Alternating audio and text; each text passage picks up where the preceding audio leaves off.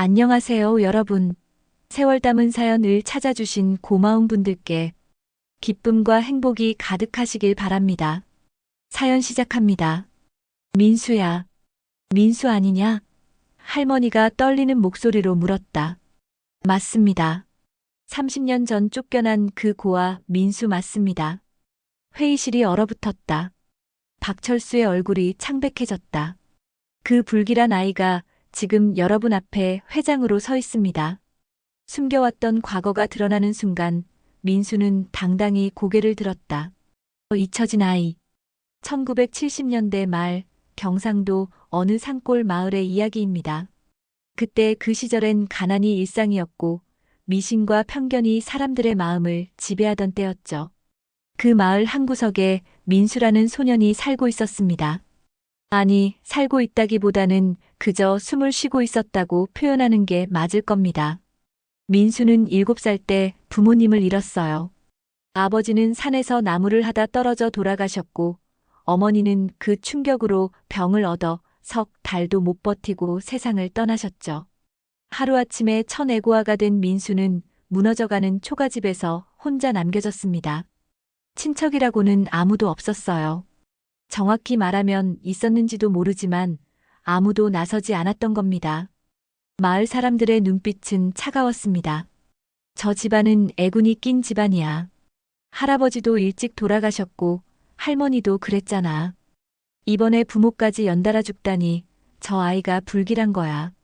누군가 이렇게 속삭이면 다른 사람들도 고개를 끄덕이며 동조했죠. 그렇게 민수는 불길한 아이라는 낙인이 찍혔습니다. 10살이 된 민수의 하루는 생존 그 자체였어요. 아침이 되면 마을 우물가로 나갑니다. 아낙네들이 빨래를 하는 모습을 멀찌감치 바라보며 서 있죠. 누군가 밥을 남기면 그걸 얻어먹을 수 있을까 하는 희망 때문입니다. 하지만 대부분의 사람들은 민수를 못 본 척했어요. 아니, 일부러 외면했습니다. 저리 가. 우리 집 앞에 서 있지 마. 어떤 아주머니는 빗자루를 들고 민수를 쫓아내기도 했죠. 민수는 고개를 숙인 채 뒷걸음질 쳤습니다. 배는 고팠지만 울지 않았어요.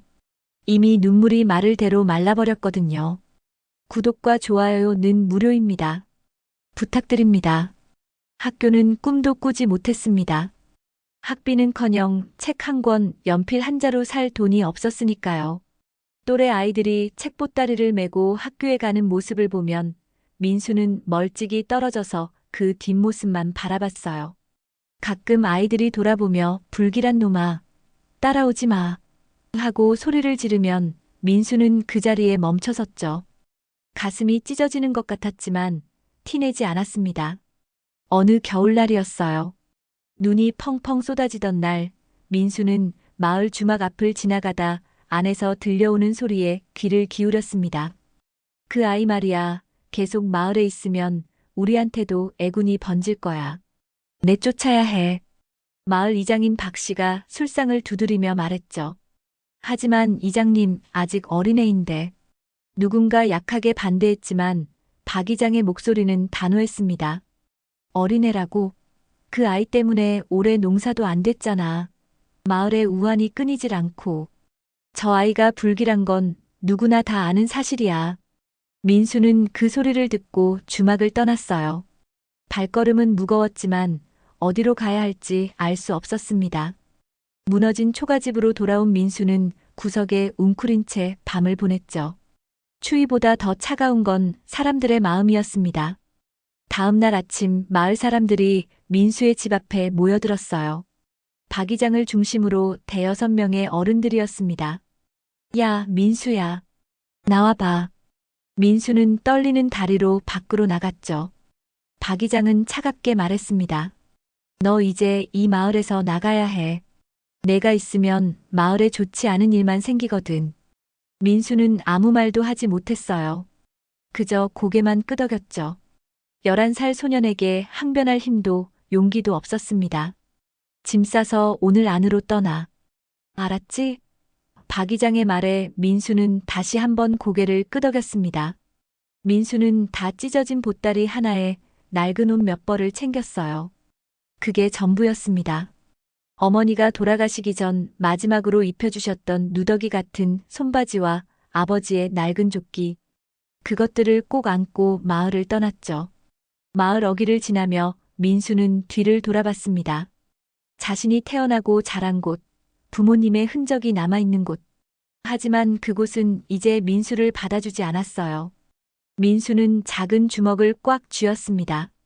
손톱이 손바닥에 박혀 아팠지만 그 고통이 오히려 정신을 붙들어줬죠. 언젠가 민수는 속으로 다짐했습니다. 언젠가 나는 이 굴레를 벗어날 거야. 불길한 아이라는 낙인을, 버림받은 고아라는 이름을 다 벗어버릴 거야. 그 다짐은 작은 불씨처럼 민수의 가슴 속에 타올랐어요. 민수는 걸었습니다. 어디로 가는지도 모른 채 그저 앞으로만 걸었죠. 눈물은 흘리지 않았어요. 울 자격조차 없다고 생각했으니까요. 산길을 넘고 개울을 건너고 밤이 되면 나무 밑에서 잠을 청했습니다. 며칠을 헤매다 민수는 큰 도시에 도착했어요. 그곳엔 사람들이 가득했고 차들이 쉬지 않고 지나다녔죠. 민수는 시장 한 구석에 자리를 잡았습니다. 손님들이 떨어뜨린 음식 부스러기를 주워 먹으며 하루하루를 버텼어요. 그렇게 몇 년이 흘렀습니다. 민수는 철이 들면서 돈을 벌어야 한다는 걸 깨달았어요. 시장에서 짐을 날라주고 구두를 닦아주고 온갖 꾸준 일을 다 했죠. 사람들은 여전히 민수를 무시했지만 민수는 견뎠습니다. 아니, 견디는 것을 넘어 배우기 시작했어요. 시장 한 구석 헌책방에서 주인 몰래 책을 읽었고 손님들의 대화를 귀담아 들으며 세상 돌아가는 이치를 익혔죠. 민수는 알고 있었습니다. 자신이 이대로 무너지면 그 마을 사람들이 옳았다는 걸 증명하는 꼴이 된다는 것을요. 나는 불길한 아이가 아니야. 나는 그저 세상에 버림받았을 뿐이야. 민수는 밤하늘의 별을 보며 중얼거렸습니다. 하지만 언젠가는 내가 이 세상을 바꿀 거야. 그 다짐은 민수의 삶을 지탱하는 유일한 빛이었습니다. 세월은 빠르게 흘러갔습니다. 민수가 마을을 떠난 지 어느덧 30년이라는 시간이 지났어요. 1970년대 말 그 춥고 배고팠던 시절은 이제 아득한 과거가 되었죠. 대한민국은 놀라운 속도로 변화했습니다. 고층 빌딩이 솟아오르고 고속도로가 전국을 연결했으며 대기업들은 세계 시장으로 뻗어나갔어요. 2010년 서울 한복판 호텔 대연회장에는 수백 명의 기자들과 재계 인사들이 모여 있었습니다. 오늘은 국내 굴지의 재벌 그룹, 한빛그룹의 신임 회장 취임식이 있는 날이었거든요. 플래시가 터지고 카메라들이 일제히 단상을 향했죠. 한빛그룹 제2강 회장님께서 입장하십니다. 사회자의 멘트와 함께 한 남자가 무대로 걸어 올라왔어요. 깔끔한 네이비 수트를 입은 50대 초반의 남자. 단정한 회색 머리에 날카로운 눈빛을 가진 그 사람이 바로 제2강, 아니 민수였습니다. 민수는 마이크 앞에 섰어요. 수백 개의 시선이 자신에게 꽂히는 것을 느끼며 잠시 숨을 고르고 입을 열었죠. 안녕하십니까? 한빛그룹 회장 제2강입니다. 차분하면서도 힘있는 목소리였습니다. 오늘 이 자리에 서기까지 참으로 긴 시간이 걸렸습니다. 기자들은 일제히 메모를 하기 시작했어요. 제2강이라는 이름은 이미 재계에서 화제였거든요. 3년 전 갑자기 등장해 한빛그룹의 지분을 대거 매입하더니 결국 경영권을 장악한 인물. 하지만 그의 과거는 철저히 베일에 쌓여 있었죠. 회장님 출신 배경에 대해 밝혀주실 수 있습니까? 한 기자가 손을 들고 질문을 던졌습니다. 민수는 잠시 침묵했어요. 회장 자리에 오르기까지 수없이 받았던 질문이었죠. 제 과거는 중요하지 않습니다. 중요한 건 제가 이 그룹을 어디로 이끌어갈 것인가입니다. 하지만 기자들은 물러서지 않았어요. 소문에 의하면 회장님은 고아 출신이라는데 사실입니까? 또 다른 기자가 질문을 던졌죠. 순간 연 회장이 조용해졌습니다. 민수는 마이크를 꽉 잡았어요. 손에 힘이 들어가는 게 느껴졌죠. 저는 젊은 시절 해외에서 사업을 시작했습니다. 미국, 중국, 동남아시아를 거치며 여러 사업체를 읽었죠. 그 과정에서 쌓은 자본과 경험으로 지금 이 자리에 있는 겁니다. 민수는 질문에 직접적으로 답하지 않았어요. 하지만 기자들은 계속해서 파고들었습니다. 고아 출신이 어떻게 재벌 회장이 될 수 있었습니까? 뒤에 누군가 후원자가 있었던 건 아닙니까? 날선 질문이었죠. 민수는 깊게 숨을 들이마셨습니다. 가슴속 깊은 곳에서 어린 시절의 상처가 욱신거렸어요. 하지만 표정은 흔들리지 않았습니다. 여러분, 민수는 천천히 말했어요. 저의 과거가 무엇이든 저는 정당하게 이 자리에 올랐습니다. 법적으로도 도덕적으로도 문제될 게 없습니다. 단호한 목소리였죠. 그리고 오늘 여러분께 중요한 발표를 하나 하겠습니다. 민수는 뒤쪽 스크린을 가리켰어요. 화면에는 한 지역의 지도가 떠올랐습니다. 한빛그룹은 경상남도 지역에 대규모 산업단지를 건설할 계획입니다. 총 투자액 3조 원, 약 5천 개의 일자리를 창출할 것입니다. 기자들이 술렁거렸어요. 엄청난 규모의 프로젝트였거든요. 이 사업은 단순한 투자가 아닙니다. 민수는 계속 말했죠. 낙후된 지역 경제를 살리고 청년들에게 희망을 주는 프로젝트입니다. 저는 이것을 반드시 성공시킬 겁니다. 하지만 연회장 한쪽에서는 냉소적인 목소리가 들려왔어요. 고아 출신이 무슨 배포로 3조를 쓴다는 거야? 작게 속삭이는 소리였지만 민수의 귀에는 또렷이 들렸습니다. 민수는 그쪽을 쳐다봤어요. 재계의 원로급 인사들이 팔짱을 낀 채 의심 가득한 눈빛으로 바라보고 있었죠. 기자회견이 끝난 후 민수는 혼자 회장실로 돌아왔습니다. 넓은 사무실 창문 너머로 서울의 야경이 펼쳐졌어요. 화려한 불빛들. 민수는 그 불빛을 바라보며 과거를 떠올렸죠. 마을을 떠난 뒤 민수는 정말 죽을 만큼 고생했습니다. 시장 바닥에서 시작해 공장 노동자가 되었고 밤에는 야학을 다니며 공부했어요. 20살이 되자 배를 타고 미국으로 건너갔죠. 아무런 연고도 없는 땅에서 식당 설거지부터 시작했습니다. 하지만 민수는 포기하지 않았어요. 낮에는 일하고 밤에는 영어를 공부했죠. 작은 중고차 판매점에서 일하며 장사를 배웠고 몇 년 후에는 자신의 가게를 열었습니다. 그렇게 조금씩, 아주 조금씩 자본을 모았어요. 30살이 되던 해 민수는 중국으로 건너갔습니다. 개혁개방 초기의 중국은 기회의 땅이었거든요. 민수는 그곳에서 제조업에 뛰어들었고 놀라운 사업 감각으로 성공을 거뒀죠. 10년 만에 수백억 자산가가 되었습니다. 40이 넘어서는 동남아시아로 사업을 확장했어요. 베트남, 태국, 인도네시아. 민수는 각 나라의 문화를 이해하고 현지인들과 함께 사업을 키워나갔죠. 그렇게 쌓은 재산은 수천억이 넘었습니다.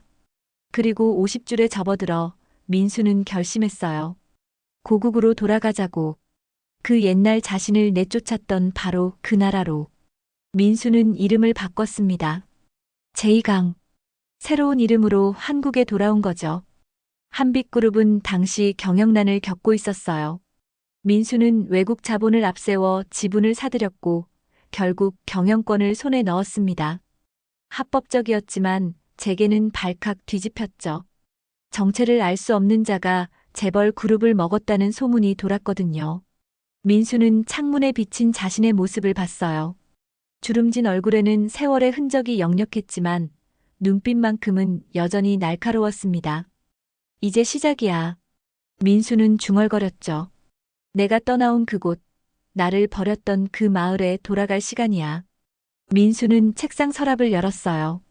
안에는 낡은 흑백 사진 한 장이 있었습니다.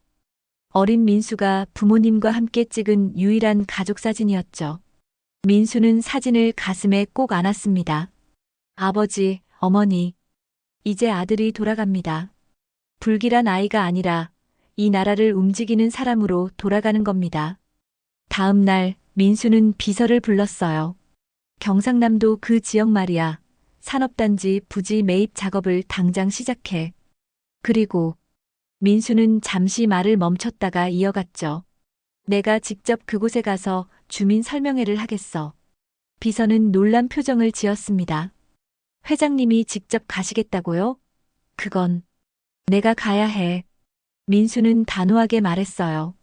이건 단순한 사업이 아니거든. 내 인생의 마지막 정산이야. 민수는 다시 창밖을 바라봤습니다. 저 멀리 남쪽, 자신이 태어난 그 마을이 있는 방향을요. 30년 만의 귀환. 그 귀환이 축복이 될지 아니면 또 다른 상처가 될지 민수는 알 수 없었습니다. 하지만 한 가지는 확실했어요. 이번에는 쫓겨나지 않을 거라는 것. 이번에는 당당하게 고개를 들고 서 있을 거라는 것. 민수는 주먹을 꽉 쥐었습니다. 그 손에는 여전히 힘이 남아 있었죠. 민수가 탄 검은색 세단이 고속도로를 빠져나와 국도로 접어들었습니다. 창밖으로 펼쳐지는 풍경은 30년 전과는 완전히 달라져 있었어요. 논밭 사이로 공장들이 들어섰고 좁던 길은 넓은 아스팔트로 포장되어 있었죠. 하지만 산의 윤곽만큼은 여전했습니다. 민수는 그 익숙한 산세를 보며 가슴이 두근거리는 걸 느꼈어요. 차는 마을 입구에 멈춰 섰습니다. 민수는 천천히 차에서 내렸어요. 마을 어귀의 커다란 느티나무는 여전히 그 자리에 서 있었습니다. 더 늙고 더 굵어졌지만 분명 그 나무였어요. 어린 민수가 그 나무 밑에서 홀로 앉아있던 기억이 선명하게 떠올랐죠. 주민센터 앞 마당에는 이미 많은 사람들이 모여 있었습니다. 산업단지 설명회 소식을 듣고 온 주민들이었죠. 민수가 나타나자 사람들이 웅성거리기 시작했어요. 저 사람이 한빛그룹 회장이래.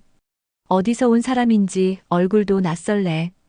회의실에는 마을 주요 인사들이 앉아 있었습니다. 민수가 들어서자 모두 일어나 인사를 했죠. 어서 오십시오, 회장님. 현 이장인 박철수가 먼저 손을 내밀었어요. 민수는 그 손을 잡으며 박철수를 유심히 봤습니다. 50대 후반쯤 되어 보이는 남자. 얼굴 어딘가 낯익은 구석이 있었어요. 혹시 박 이장님 아드님이십니까? 박철수는 놀란 표정을 지었습니다. 네, 맞습니다만 어떻게 아셨습니까? 민수는 기억하고 있었습니다. 어린 시절 다른 아이들과 함께 자신에게 돌을 던지던 바로 그 아이였거든요. 산업단지 건설은 우리 마을의 큰 기회가 될 겁니다. 민수는 자리에 앉으며 본론을 꺼냈어요. 일자리가 생기고 젊은이들이 돌아올 수 있습니다. 주민들은 고개를 끄덕였습니다. 하지만 표정들은 반신반의했죠. 그런데 회장님, 노인회장이 입을 열었어요. 혹시 이 마을과 어떤 인연이라도 있으십니까? 왜 하필 이곳에 공장을 짓겠다는 건지 궁금해서 말입니다. 날카로운 질문이었죠. 민수는 잠시 침묵했습니다. 심장이 빠르게 뛰는 게 느껴졌어요. 이 지역이 지리적으로 유리하고 인프라도 갖춰져 있어서입니다. 차갑고 사무적인 대답이었죠. 회장님 얼굴이 어디선가 본 것 같은데. 노인 회장이 민수를 계속 쳐다봤습니다. 민수는 시선을 피했어요. 가슴속이 답답했죠. 회의가 한창 진행 중일 때였어요. 갑자기 회의실 문이 열리며 한 노파가 들어왔습니다. 80이 넘어 보이는 할머니였죠. 등이 굽고 지팡이를 짚고 있었어요. 할머니는 민수를 보더니 그 자리에 멈춰 섰습니다. 민수야. 할머니가 떨리는 목소리로 말했어요. 민수 아니냐? 회의실이 순간 얼어붙었습니다. 모든 사람들이 할머니와 민수를 번갈아 쳐다봤죠. 민수는 할머니를 봤습니다. 그 순간 기억이 물밀듯 밀려왔어요. 그 할머니는 최 씨 할머니였습니다. 어린 시절 유일하게 민수에게 가끔 밥을 챙겨주던 할머니였죠. 마을 사람들 몰래 쌀 한 줌과 김치 몇 쪽을 건네주던 그 할머니. 민수는 무의식 중에 일어섰어요. 하지만 곧 정신을 차렸죠. 죄송합니다만 저는 민수라는 사람이 아닙니다. 민수는 차갑게 말했습니다. 할머니는 고개를 저었어요. 아니야, 내 눈을 보면 알아. 내가 민수야. 회의실이 술렁거렸습니다. 민수, 그게 누구야? 혹시 그 옛날 고아 애기? 맞아, 30년 전에 쫓겨난 그 애. 사람들의 속삭임이 점점 커졌어요. 박철수의 얼굴이 창백해졌습니다. 설마, 그 민수? 민수는 주먹을 꽉 쥐었어요. 손톱이 손바닥에 파고들었죠. 숨기고 싶었던 과거가 이렇게 갑자기 드러날 줄은 몰랐습니다. 맞습니다. 민수는 마침내 입을 열었어요. 저는 민수입니다. 30년 전 이 마을에서 쫓겨난 그 고아 민수 맞습니다.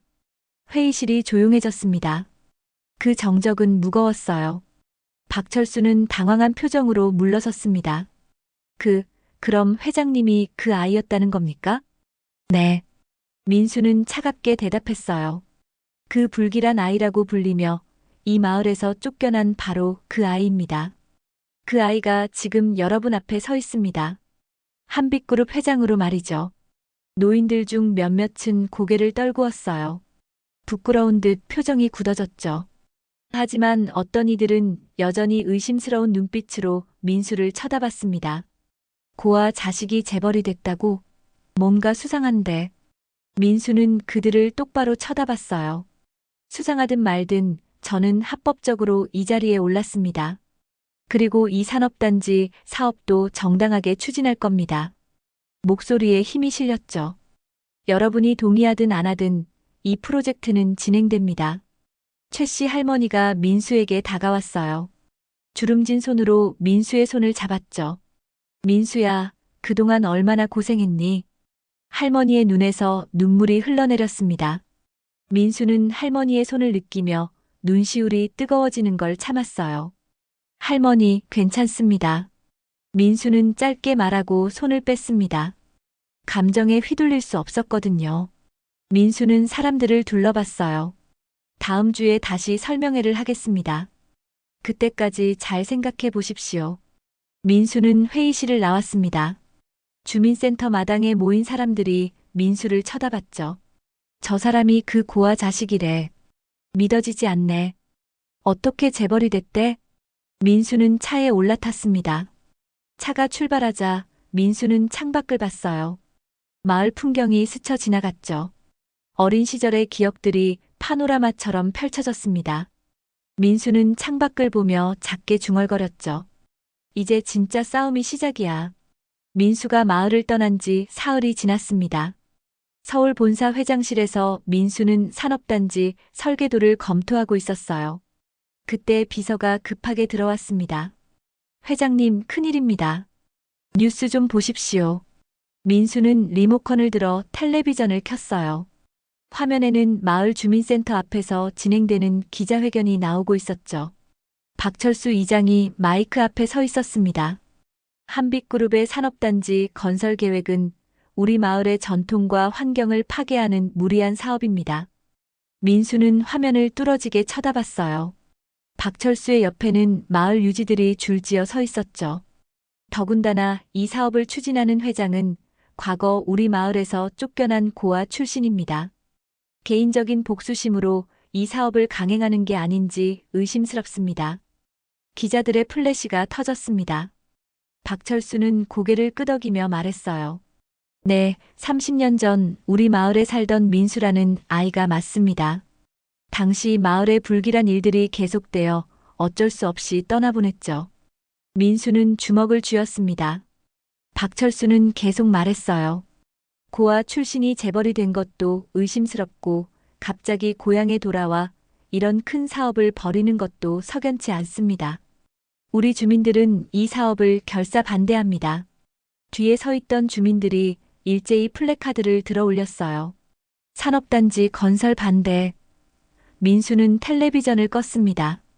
비서가 조심스럽게 말했죠. 회장님, 언론 대응을 어떻게 하시겠습니까? 일단 지켜보자. 민수는 차갑게 말했어요. 민수는 창밖을 내다봤습니다. 저 멀리 남쪽, 그 마을이 있는 방향을요. 그날 저녁 민수는 개인 조사팀에 지시를 내렸습니다. 박철수 이장에 대해 철저히 조사해. 며칠 후 보고서가 올라왔어요.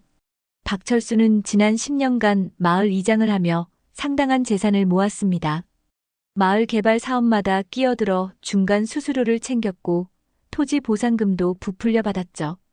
역시 민수는 중얼거렸어요. 아버지를 닮았군. 다음 날 민수에게 전화가 걸려왔습니다.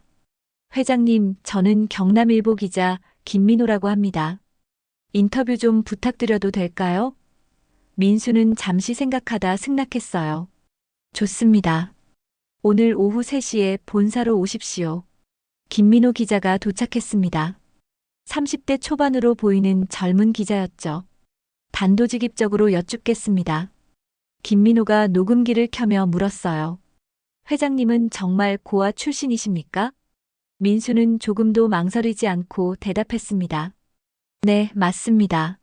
저는 7살에 부모님을 잃었고 11살에 마을에서 쫓겨났습니다. 박철수 이장은 회장님이 복수심으로 이 사업을 추진한다고 주장하는데요. 민수는 씁쓸하게 웃었습니다. 복수심이라. 저는 단지 제가 태어난 곳에 기회를 주고 싶을 뿐입니다. 하지만 마을 주민들은 반대하고 있습니다. 김민호가 말했죠. 민수는 고개를 끄덕였어요. 모든 주민이 반대하는 건 아닙니다. 일부 기득권자들이 반대하는 거죠. 민수는 잠시 말을 멈췄다가 이어갔습니다.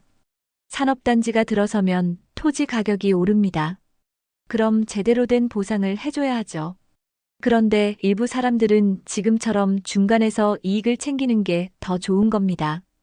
김민호의 눈빛이 달라졌어요. 구체적으로 누구를 말씀하시는 겁니까? 민수는 대답하지 않았습니다. 대신 미소만 지었죠. 인터뷰가 끝나고 며칠 후 경남일보에 큰 기사가 실렸습니다. 한빛그룹 회장의 고백, 고아에서 재벌로 제목의 기사는 민수의 인생을 상세히 다뤘어요. 동시에 마을 개발 사업의 불투명한 이면도 함께 보도했죠. 여론이 들끓기 시작했습니다. 인터넷 댓글창에는 찬반 의견이 팽팽했어요. 박철수는 당황했습니다. 자신의 비리가 조금씩 드러나기 시작했거든요. 박철수는 급히 대책을 세웠어요. 이대로는 안 돼. 우리가 먼저 공격해야 해. 며칠 후 마을에서 대규모 반대 집회가 열렸습니다. 수백 명의 주민들이 모였죠. 박철수는 마이크를 잡고 목청껏 외쳤습니다. 우리는 한빛그룹의 횡포를 결코 용납할 수 없습니다. 그때 한 노인이 군중 속에서 나왔어요. 최 씨 할머니였습니다. 이장님, 그만하십시오. 할머니의 목소리는 떨렸지만 단호했죠. 민수는 잘못한 게 없어요. 잘못한 건 우리였습니다. 30년 전 우리가 그 어린아이를 내쫓았잖아요. 박철수는 당황한 표정을 지었어요. 할머니, 지금 무슨 말씀을? 내가 다 알아요. 할머니는 목소리를 높였습니다. 당신 아버지가 마을 사람들을 선동해서 민수를 쫓아낸 거. 그 아이가 불길해서가 아니라 그 아이네 땅을 차지하려고 그랬던 거잖아요. 순간 주변이 조용해졌습니다. 사람들이 웅성거리기 시작했어요. 박철수의 얼굴이 굳어졌죠. 할머니, 무슨 헛소리를. 헛소리가 아니에요. 할머니는 계속 말했습니다. 민수네 집터는 마을에서 제일 좋은 땅이었어요. 당신 아버지가 그걸 탐냈던 거죠. 박철수는 입술을 깨물었습니다. 할머니의 말은 진실이었거든요. 박철수의 아버지는 실제로 민수네 땅을 헐값에 사들였었죠. 그 땅은 지금 박철수의 소유였습니다. 집회는 혼란에 빠졌어요.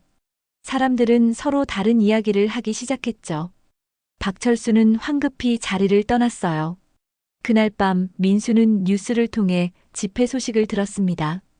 최 씨 할머니의 발언도 보도되었죠. 민수는 할머니가 용기를 낸 것에 감사했지만 동시에 걱정도 됐어요. 민수는 비서에게 지시했어요. 할머니 댁에 필요한 게 있는지 알아봐. 조용히 도움을 드려. 민수는 혼자 창밖을 바라봤습니다. 서울의 밤은 화려했지만 민수의 마음은 무거웠어요. 싸움은 이제 시작이었습니다. 이건 내 인생을 건 마지막 싸움이야. 민수는 중얼거렸습니다. 산업단지 공사가 시작된 지 2달이 지났습니다. 민수는 박철수의 반대에도 불구하고 사업을 강행했어요. 토지 매입은 순조롭게 진행됐고 공사 현장에는 대형 장비들이 들어섰죠.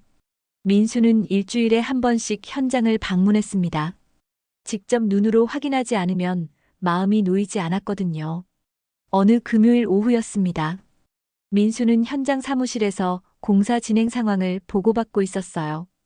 회장님, 예정보다 일주일 정도 앞서가고 있습니다. 현장 소장이 자신있게 말했죠. 민수는 만족스러운 표정으로 고개를 끄덕였습니다. 그때였어요. 갑자기 밖에서 굉음이 들려왔습니다. 쾅! 건물이 흔들릴 정도로 큰 소리였죠. 민수와 현장 소장은 급히 밖으로 뛰쳐나갔어요. 공사장 한쪽에서 검은 연기가 피어오르고 있었습니다. 사고입니다. 굴착기가 넘어졌어요. 누군가 소리쳤죠. 민수는 현장으로 달려갔습니다. 대형 굴착기가 옆으로 넘어져 있었고 주변에는 작업자들이 우왕좌왕하고 있었어요. 사람은? 다친 사람 있어? 민수가 급히 물었습니다. 기사님이 안에 갇혔습니다. 현장 소장이 창백한 얼굴로 대답했어요. 민수는 굴착기 쪽으로 뛰어갔죠. 조종석이 땅에 박혀 있었습니다. 빨리 구조대 불러. 지금 당장. 민수는 소리쳤어요. 구급차와 소방차가 도착하기까지 10분이 걸렸습니다. 그 시간이 영겁처럼 느껴졌어요. 다행히 기사는 살아있었지만 중상을 입었죠. 구급차에 실려가는 기사를 보며 민수는 주먹을 쥐었습니다. 병원비는 전액 회사에서 부담합니다. 보상도 최대한 해드려요. 하지만 문제는 그것만이 아니었습니다. 사고 소식은 빠르게 퍼졌어요. 그날 저녁 뉴스에서 대서특필됐죠. 한빛그룹 산업단지 공사장 중대 사고 발생 앵커의 목소리가 무겁게 흘러나왔습니다. 다음 날 아침 민수는 긴급 기자회견을 열었어요. 수십 명의 기자들이 몰려들었죠. 플래시가 터지는 가운데 민수는 깊이 고개를 숙였습니다. 이번 사고에 대해 전적으로 책임을 통감합니다. 다치신 분께 진심으로 사과드립니다. 하지만 기자들의 질문은 날카로웠어요. 회장님, 안전관리가 부실했던 것 아닙니까? 무리하게 공사 일정을 앞당기다 사고가 난 거 아닙니까? 고아 출신이라 현장 관리 경험이 부족한 게 아닙니까? 마지막 질문에 민수는 고개를 들었습니다. 기자를 똑바로 쳐다봤죠. 제 출신과 이번 사고는 아무 관련이 없습니다. 안전관리 실패는 제 책임이지만 출신 운운하는 건 부적절합니다. 목소리는 차가웠지만 떨리고 있었어요. 기자회견이 끝나고 돌아온 회장실은 텅 비어 있었습니다. 민수는 의자에 주저앉았어요. 머리가 지끈거렸죠. 비서가 들어와 조심스럽게 말했습니다. 회장님, 투자자들에게서 연락이 오고 있습니다. 사업에서 손을 떼겠다는. 민수는 고개를 끄덕였어요. 예상했던 일이었죠. 알겠어. 일단 정리해봐. 비서가 나가고 민수는 혼자 남았습니다. 창밖으로 서울의 하늘이 잿빛으로 물들어 있었어요. 그날 저녁 텔레비전을 켰습니다. 토론 프로그램이 한창이었죠. 한빛그룹 사고, 누구 책임인가 패널들이 열띤 토론을 벌이고 있었어요. 제2강 회장의 경영 능력에 문제가 있는 겁니다. 한 경제평론가가 말했죠. 그래요. 고아 출신이라는 게 문제가 아니라 대규모 프로젝트를 관리할 경험이 부족한 게 문제입니다. 다른 패널도 거들었어요. 민수는 리모컨을 던져버리고 싶었지만 참았습니다. 며칠 후 더 나쁜 소식이 들려왔어요. 박철수가 다시 기자회견을 연 겁니다. 우리가 뭐라고 했습니까? 이 사업은 무리한 사업이라고 했잖아요. 박철수는 분노에 찬 목소리로 외쳤죠.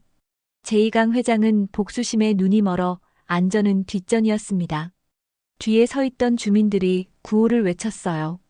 공사 중단하라. 제2강은 물러나라. 민수는 뉴스를 보며 이를 악물었습니다. 박철수의 얼굴에는 승리의 미소가 번지고 있었거든요. 정치인들도 가세했습니다. 야당 의원 한 명이 국회에서 발언했어요.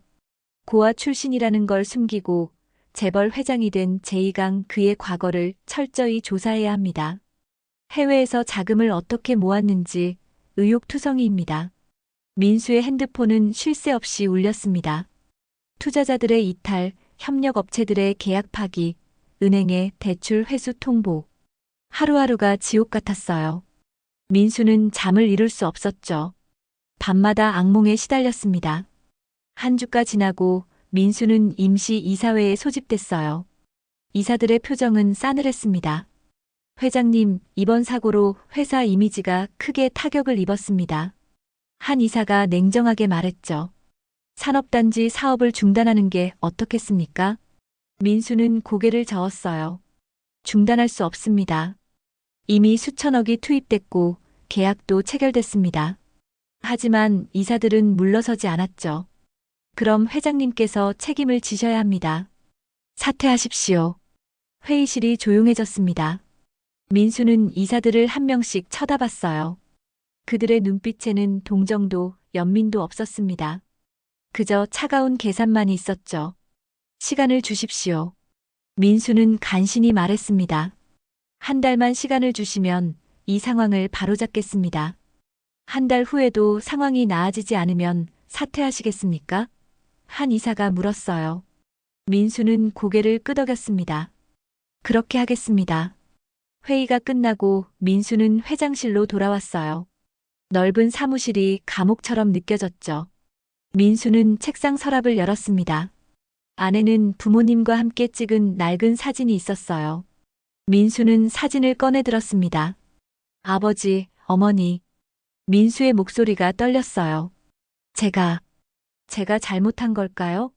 복수심 때문에 이렇게 된 걸까요? 사진 속 부모님은 아무 대답도 하지 않았습니다.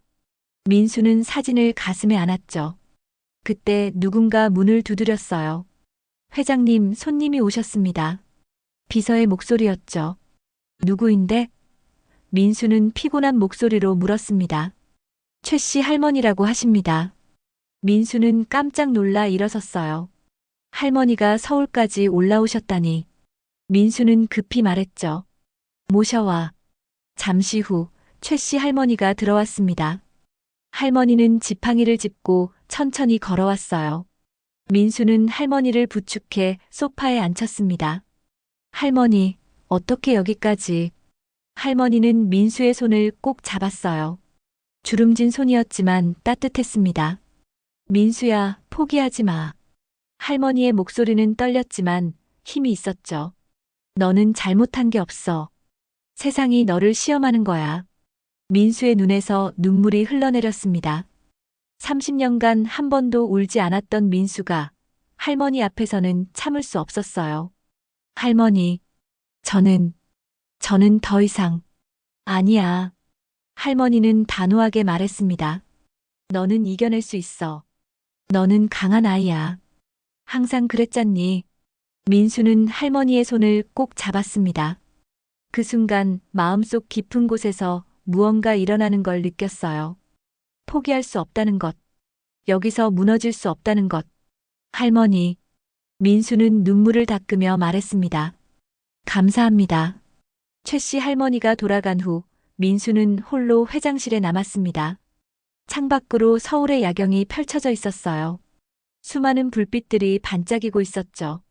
민수는 그 불빛들을 보며 생각에 잠겼습니다. 포기하지 마. 할머니의 말이 계속 귓가에 맴돌았어요. 민수는 자신에게 물었죠. 나는 왜 이 사업을 시작했을까? 정말 복수 때문이었을까? 민수는 책상 앞에 앉아 펜을 들었습니다. 종이에 무언가를 쓰기 시작했어요. 어린 시절의 기억들, 배고팠던 날들, 외로웠던 순간들. 하지만 그것만이 아니었죠. 민수는 깨닫기 시작했습니다. 자신이 성공하고 싶었던 이유는 복수가 아니었다는 것을요. 버림받은 아이가 아니라는 걸 증명하고 싶었던 것. 자신처럼 상처받은 사람들에게 희망을 주고 싶었던 것. 민수는 펜을 내려놓았어요. 내가 길을 잃었구나. 민수는 중얼거렸습니다. 복수심에 사로잡혀서 정작 중요한 걸 잊고 있었어. 다음 날 아침 민수는 비서를 불렀어요. 사고로 다친 기사님 병원에 가볼게. 차 준비해줘. 비서는 놀란 표정을 지었습니다. 회장님이 직접 가시겠다고요? 응. 민수는 고개를 끄덕였어요. 당연히 가야지. 병원에 도착한 민수는 중환자실 앞에 섰습니다. 유리창 너머로 기사가 누워있는 모습이 보였어요. 온몸에 붕대를 감고 있었죠. 민수는 가슴이 무너지는 것 같았습니다. 잠시 후 기사의 아내가 나왔어요. 50대 중반쯤 되어 보이는 여인이었죠. 여인은 민수를 보더니 눈물을 글썽였습니다. 회장님, 정말 죄송합니다. 민수는 깊이 고개를 숙였어요. 제 책임입니다. 치료비는 물론이고 생활비, 보상금 모두 신경 쓰겠습니다. 여인은 고개를 저었습니다. 그런 게 중요한 게 아니에요. 남편이 깨어나기만 하면. 민수는 여인의 손을 잡았어요. 반드시 깨어나실 겁니다. 제가 최고의 의료진을 모시겠습니다. 여인은 눈물을 흘리며 고개를 끄덕였죠. 병원을 나온 민수는 공사 현장으로 향했습니다. 사고 이후 공사는 중단된 상태였어요. 현장은 조용했고 장비들은 멈춰 있었죠. 민수는 현장을 천천히 걸었습니다. 회장님, 현장 소장이 다가왔어요. 공사 재개는 언제쯤? 민수는 고개를 저었습니다. 서두르지 말자. 안전 점검부터 다시 해. 철저하게. 하지만 공사가 지연되면 괜찮아. 민수는 단호하게 말했어요. 사람 목숨보다 중요한 건 없어. 천천히 가더라도 안전하게 가는 게 맞아. 현장 소장은 민수를 물끄러미 쳐다봤습니다. 뭔가 달라진 게 느껴졌거든요. 민수의 눈빛이 예전과 달랐어요. 더 따뜻해 보였죠. 그날 저녁 민수는 마을로 내려갔습니다. 최 씨 할머니 댁을 찾아가기 위해서였어요. 할머니는 작은 한옥에서 혼자 살고 계셨죠. 민수가 문을 두드리자 할머니가 나왔습니다. 민수야, 어서 들어와. 할머니는 반갑게 맞아주셨어요. 민수는 신발을 벗고 마루에 올라갔습니다. 할머니는 따뜻한 차를 내왔죠. 마셔봐. 내가 직접 만든 유자차야. 민수는 차를 한 모금 마셨어요. 달콤하면서도 쌉싸름한 맛이 입안에 퍼졌죠. 할머니, 어제 서울까지 올라오시느라 힘드셨죠? 할머니는 고개를 저었습니다. 아니야. 너를 봐야 했거든. 할머니. 민수는 머뭇거리다 입을 열었어요. 제가 잘못 생각하고 있었던 것 같아요. 복수하려고 여기 온 건지, 진짜 마을을 위해서인 건지, 저도 헷갈렸어요. 할머니는 민수의 손을 잡았습니다. 민수야, 너는 버림받은 게 아니야. 할머니의 목소리는 따뜻했어요. 세상이 너를 질투한 거야. 너는 특별한 아이였거든. 민수는 할머니를 쳐다봤어요. 할머니는 계속 말했죠. 내 부모님은 가난했지만 착한 분들이셨어. 너한테 사랑을 듬뿍 주셨지. 그런 사랑을 받고 자란 아이가 나쁠 리 없어. 하지만 마을 사람들은 그 사람들이 잘못한 거야. 할머니는 단호하게 말했습니다. 우리가 너를 내쫓은 건 우리의 두려움 때문이었어. 가난이 무서웠고 미신이 무서웠고 남과 다른 게 무서웠던 거지. 민수는 고개를 숙였어요. 가슴속 깊은 곳에서 무언가 풀리는 느낌이었죠. 할머니, 그럼 저는 어떻게 해야 할까요? 할머니는 미소를 지었습니다. 용서해. 그들을 그리고 너 자신을. 민수는 할머니를 쳐다봤어요. 저 자신을요? 그래. 할머니는 고개를 끄덕였어요. 너는 내가 버림받을 만한 아이라고 생각했을 거야. 내 잘못이라고 믿었겠지.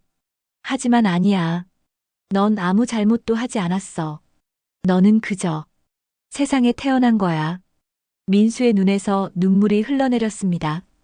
이번에는 참지 않았어요. 할머니 품에 안겨 소리 없이 울었죠. 30년간 쌓였던 상처가, 억눌렀던 아픔이 눈물로 흘러나왔습니다.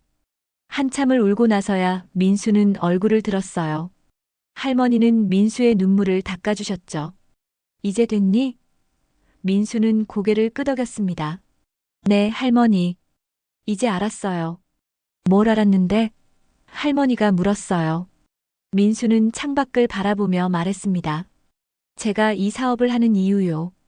복수가 아니라 희망을 주기 위해서였어요. 저처럼 버려진 아이들, 상처받은 사람들에게 세상은 아직 살만한 곳이라는 걸 보여주고 싶었던 거예요. 할머니는 만족스럽게 미소 지었습니다. 이제야 제대로 보는구나. 민수는 할머니를 봤어요. 할머니, 제가 이 사업을 다시 시작할게요. 제대로 올바르게. 복수가 아니라 희망으로요. 그래, 그렇게 해. 할머니는 민수의 손을 꼭 잡았죠. 너는 할 수 있어. 너는 강한 아이니까. 민수는 할머니 댁을 나섰습니다. 밖은 어두웠지만 민수의 마음은 밝았어요. 별들이 하늘에 총총히 박혀 있었죠. 민수는 그 별들을 보며 다짐했습니다. 나는 더 이상 버림받은 고아가 아니야. 나는 나 자신이야. 민수야. 민수는 작게 미소 지었어요. 이제부터 진짜 싸움이야. 복수가 아닌 희망을 위한 싸움. 민수는 차에 올라탔습니다. 서울로 돌아가는 길 민수의 마음은 평온했어요. 비로소 자신이 나아갈 길을 찾은 것 같았죠. 복수심이 아닌 사랑으로, 증오가 아닌 용서로. 창밖으로 마을의 불빛이 점점 멀어졌습니다. 하지만 민수는 알고 있었어요. 자신은 다시 돌아올 거라는 것을. 이번엔 당당하게, 떳떳하게. 일주일 후 민수는 대규모 기자회견을 소집했습니다. 서울 시내 한 호텔 대연회장에는 100여 명이 넘는 기자들이 모여들었어요. 사고 이후 처음으로 여는 공식 석상이었죠. 사람들은 민수가 사퇴를 발표하러 나온 거라고 생각했습니다. 민수가 단상에 올랐어요. 카메라 플래시가 일제히 터졌죠. 민수는 마이크 앞에 섰습니다. 심호흡을 한 번 하고 입을 열었어요. 여러분, 오늘 이 자리에 선 이유는 진실을 말씀드리기 위해서입니다. 민수의 목소리는 차분했지만 힘이 있었어요. 저는 제2강이 아닙니다. 제 본명은 김민수입니다. 30년 전 경상남도 한 시골 마을에서 쫓겨난 고아 민수 맞습니다. 회장이 술렁거렸습니다. 민수는 계속 말했어요. 저는 7살에 부모님을 잃었습니다. 그리고 11살에 마을 사람들에게 쫓겨났죠. 불길한 아이라는 이유로요. 민수의 목소리가 잠시 떨렸지만 곧 다시 힘을 되찾았습니다. 저는 살기 위해 싸웠습니다. 시장 바닥에서, 공장에서, 이국당에서. 하루하루가 전쟁이었죠. 하지만 저는 포기하지 않았습니다. 민수는 기자들을 둘러봤어요. 그리고 마침내 성공했습니다.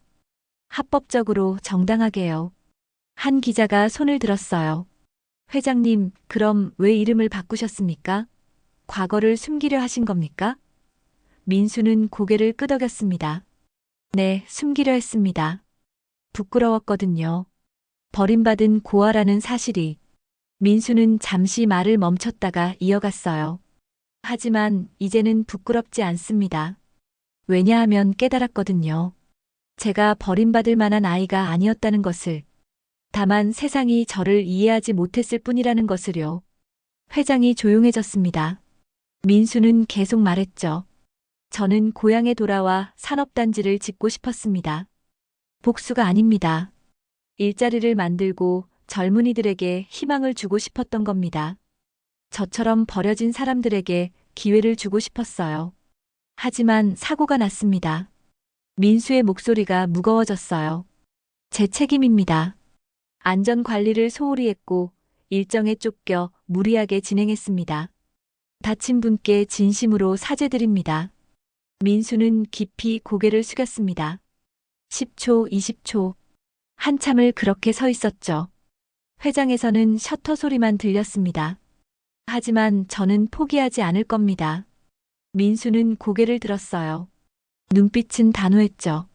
이 사업을 계속 추진하겠습니다. 다만 이번에는 제대로 안전하게 할 겁니다. 그리고 한 가지 더 발표하겠습니다. 민수는 뒤쪽 스크린을 가리켰어요. 화면에 설계도가 떠올랐습니다. 산업단지 안에 보육원을 짓겠습니다. 고아들을 위한 시설이죠. 그리고 장학재단도 만들 겁니다. 가난한 학생들을 지원하는 재단이요. 기자들이 웅성거리기 시작했어요. 회장님, 그 비용은 어디서 충당하십니까? 한 기자가 물었죠. 민수는 대답했습니다. 제 개인 재산으로 하겠습니다. 1,000억 원을 출연하겠습니다. 회장이 다시 술렁거렸습니다. 엄청난 금액이었거든요. 저는 돈을 벌기 위해 사업을 하는 게 아닙니다. 민수는 말했어요. 희망을 만들기 위해 사업을 하는 겁니다. 바로 그때였습니다. 회장 뒤쪽 문이 열리며 누군가 들어왔어요. 박철수였죠. 그리고 그 옆에는 경찰관 2명이 함께 있었습니다. 사람들이 모두 그쪽을 쳐다봤어요. 민수는 박철수를 봤습니다. 박철수의 얼굴은 창백했어요. 민수는 마이크를 잡고 말했죠. 여러분, 저분은 제가 태어난 마을의 이장님이십니다. 그리고 산업단지 건설을 반대하셨던 분이죠. 박철수는 경찰에게 이끌려 앞으로 나왔습니다. 민수는 계속 말했어요. 하지만 오늘 밝혀진 사실이 있습니다. 박철수 이장님은 지난 10년간 마을 개발 사업에서 수십억 원의 뇌물을 받았습니다. 회장이 술렁거렸어요. 민수는 서류를 들어 올렸죠. 여기 증거가 있습니다. 토지 보상금 횡령, 공사 입찰 비리, 뇌물 수수. 검찰에 이미 고발했고 오늘 구속영장이 발부됐습니다. 박철수는 민수를 노려봤어요. 네, 내가 이렇게 만든 거야. 복수하려고. 민수는 고개를 저었습니다. 아닙니다, 이장님. 이건 복수가 아니에요. 이건 정의입니다. 민수는 박철수에게 다가갔어요. 이장님, 30년 전 이장님 아버지는 저를 쫓아냈습니다. 그리고 제 집터를 헐값에 빼앗아갔죠. 그 땅은 지금 이장님 소유입니다. 박철수는 아무 말도 하지 못했어요.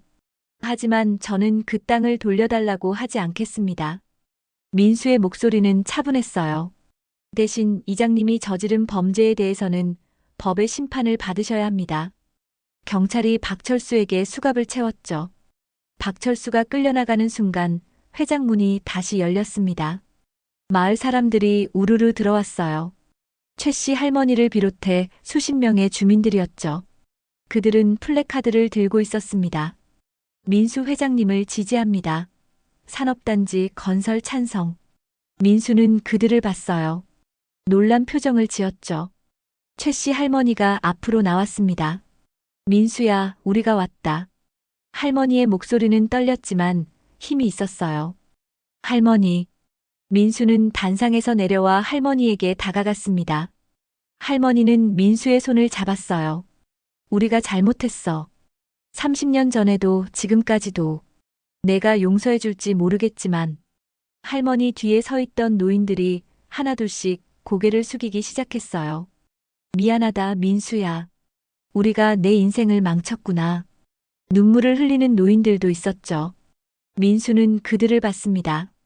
한때 자신을 내쫓았던 사람들, 돌을 던지고 욕을 했던 사람들. 하지만 지금 그들은 늙고 초라해 보였어요. 민수는 깊게 숨을 들이마셨습니다. 민수는 천천히 말했어요.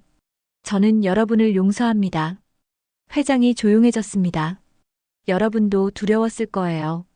가난이, 미신이, 세상이 무서웠겠죠. 저도 이해합니다. 민수는 노인들에게 고개를 숙였어요. 하지만 이제는 함께 새로운 시작을 했으면 좋겠습니다. 과거를 묻고 미래를 만들어가요. 노인들이 눈물을 흘리며 고개를 끄덕였습니다. 기자들의 카메라가 그 장면을 담았어요. 기자회견장은 감동의 물결로 가득 찼죠. 민수는 다시 마이크 앞에 섰습니다. 여러분, 저는 고아였습니다. 하지만 그 고아가 지금 여기 서 있습니다. 민수의 목소리가 울렸어요. 여러분께 말씀드립니다. 버림받았다고, 가난하다고, 출신이 미천하다고 해서 인생이 끝나는 게 아닙니다. 희망은 언제나 있습니다. 민수는 주먹을 쥐었습니다. 저는 그 희망을 보여드리겠습니다. 이 산업단지를, 보육원을, 장학재단을 완성해서 증명하겠습니다. 세상은 아직 살만한 곳이라는 것을요. 회장에서 박수가 터져 나왔습니다. 2년 후 봄날이었습니다. 민수는 완성된 산업단지 앞에 서 있었어요. 넓게 펼쳐진 공장 건물들, 그 사이로 초록색 나무들이 심어져 있었죠. 민수는 그 광경을 보며 감회에 젖었습니다. 회장님, 준비됐습니다. 비서가 다가와 말했죠. 오늘은 산업단지 준공식이 있는 날이었습니다. 행사장에는 수백 명의 사람들이 모여 있었어요. 마을 주민들, 공장 직원들, 정부 관계자들 모두가 이날을 기다려왔죠. 안녕하십니까? 민수는 마이크를 잡았어요. 오늘 이렇게 여러분과 함께 기쁜 날을 맞이하게 되어 영광입니다. 이곳에서 5천 명이 일하게 됩니다. 젊은이들이 고향으로 돌아와 일자리를 얻을 수 있게 됐죠. 민수는 옆쪽 건물을 가리켰습니다. 아담하고 예쁜 건물이 보였어요. 저기 보이는 건물이 바로 희망보육원입니다. 100명의 아이들이 생활하게 될 곳이죠. 민수의 목소리가 잠시 떨렸어요. 저도 고아였습니다. 하지만 이 아이들은 다릅니다. 이 아이들은 사랑받을 겁니다. 준공식이 끝나고 민수는 보육원으로 향했습니다. 아이들이 운동장에서 놀고 있었어요. 웃음소리가 가득했죠. 아저씨, 한 아이가 달려왔어요. 8살쯤 되어 보이는 남자아이였습니다. 아저씨가 이 집을 만들어주신 분이에요? 민수는 무릎을 꿇고 아이와 눈높이를 맞췄습니다. 응, 맞아. 고맙습니다. 아이가 활짝 웃었어요. 민수는 아이의 머리를 쓰다듬었죠. 너희는 절대 버려진 아이가 아니야. 세상에서 가장 소중한 아이들이야. 저녁이 되어 민수는 최 씨 할머니 댁을 찾았습니다. 할머니는 마루에 앉아 계셨어요. 민수야, 어서 와라. 민수는 할머니 옆에 앉았습니다. 할머니, 오늘 준공식 잘 마쳤어요. 할머니는 만족스럽게 고개를 끄덕였어요. 잘했어. 내 부모님도 하늘에서 기뻐하실 거야. 민수는 하늘을 올려다봤습니다. 저녁 노을이 아름답게 물들어 있었어요. 할머니, 제가 한 가지 부탁이 있어요. 민수가 말했죠. 보육원 이름을 할머니 성함으로 바꾸고 싶어요. 할머니가 저를 포기하지 않으셨잖아요. 할머니의 눈에서 눈물이 흘러내렸습니다. 민수야. 며칠 후 보육원 현판식이 열렸습니다. 최영순 희망보육원 할머니의 이름이었죠. 할머니는 현판을 보며 눈물을 흘렸어요. 자격 있으세요. 민수는 단호하게 말했습니다. 할머니는 제게 유일한 희망이었어요. 시간이 흘렀습니다. 산업단지는 성공적으로 운영됐어요. 마을에는 활기가 넘쳤고 보육원 아이들도 밝게 자라났죠. 민수는 일주일에 한 번씩 보육원을 방문했습니다. 아저씨는 어렸을 때 뭐가 제일 하고 싶었어요? 한 아이가 물었어요. 민수는 잠시 생각하다 대답했습니다. 사랑받고 싶었어. 누군가 나를 소중하게 여겨주길 바랐지. 그럼 지금은 사랑받으세요? 민수는 아이들을 둘러봤어요. 응, 지금은 사랑받아. 너희가 나를 사랑해주잖아. 어느 가을날, 민수는 부모님 묘소를 찾았습니다. 30여 년 만에 제대로 된 묘비를 세웠어요. 아버지, 어머니, 제가 왔습니다. 민수는 준비해온 음식을 펼쳐놓았죠. 저는 더 이상 불길한 아이가 아닙니다. 저는 누군가에게 희망이 되는 사람이 됐어요. 민수는 묘비에 새겨진 부모님의 이름을 보며 미소 지었습니다. 편히 쉬세요.